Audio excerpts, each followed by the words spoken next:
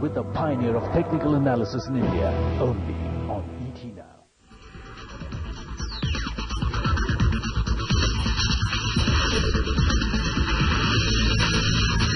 This is the Times Television Network, and you're watching ET Now.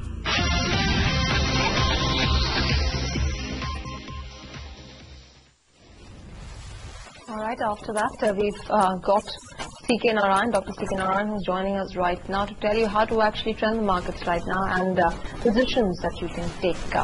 Dr. Narayan, thanks very much for joining in. A good comeback, a good recovery from the lowest point of the day. Does that call for, some bit of a long position that one can look at?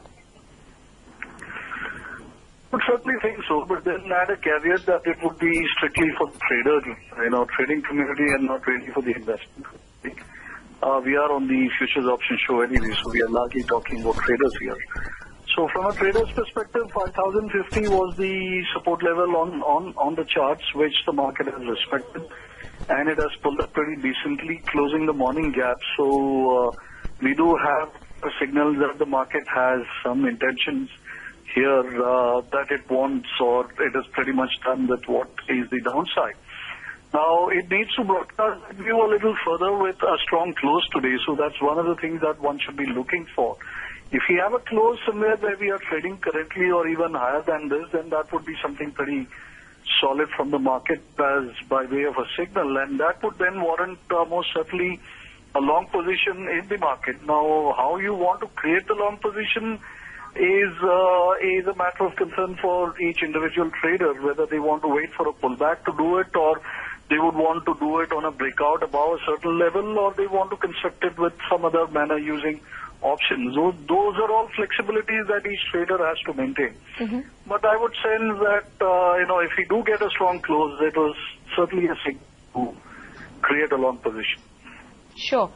So how does one go forward with this, Dr. Narayan? While we've got a lot of activity that's once again brewing about in the lower strike puts, 5,000 particularly has got very active today. Once we actually made an intraday breach of that 50-50 mark, we saw a lot of build up in the 5,000 put.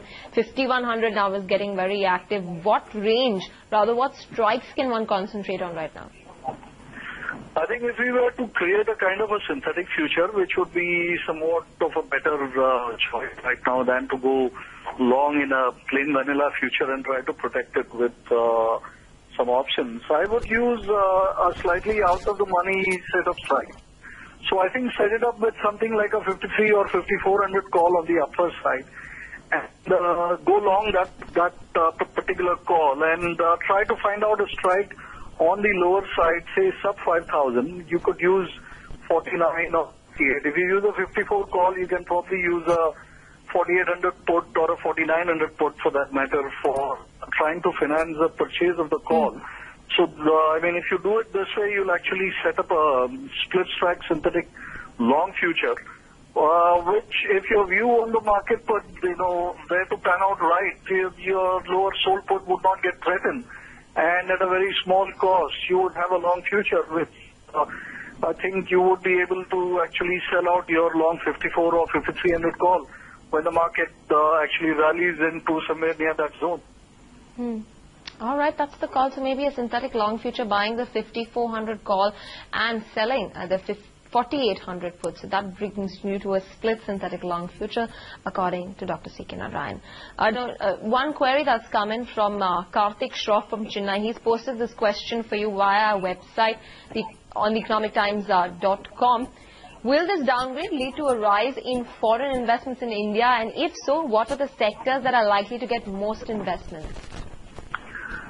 See, I think as far as FI flow is concerned, it's always going to be a function of valuation in the country, number one, and second, the relative valuations of other asset classes that they can also invest into across the rest of the region. Let's presume here that we are talking only about some FIs which is interested in the Southeast Asian region. I think currently as things are actually are, we may see some amount of money come in, but not far too much, because I think from a valuation perspective, unless we do drop down to much lower levels, Indian markets are certainly not as cheap as the other markets are. In fact, we are deemed to be among the more expensive of the markets for the moment. So I don't see that it would get influence based on valuation.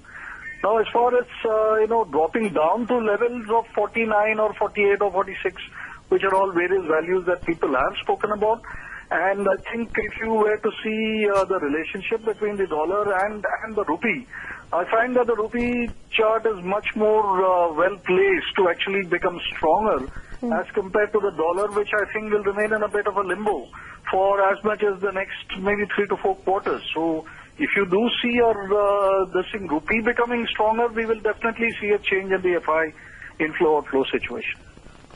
Okay, that is the call for your question, Karthik Shroff.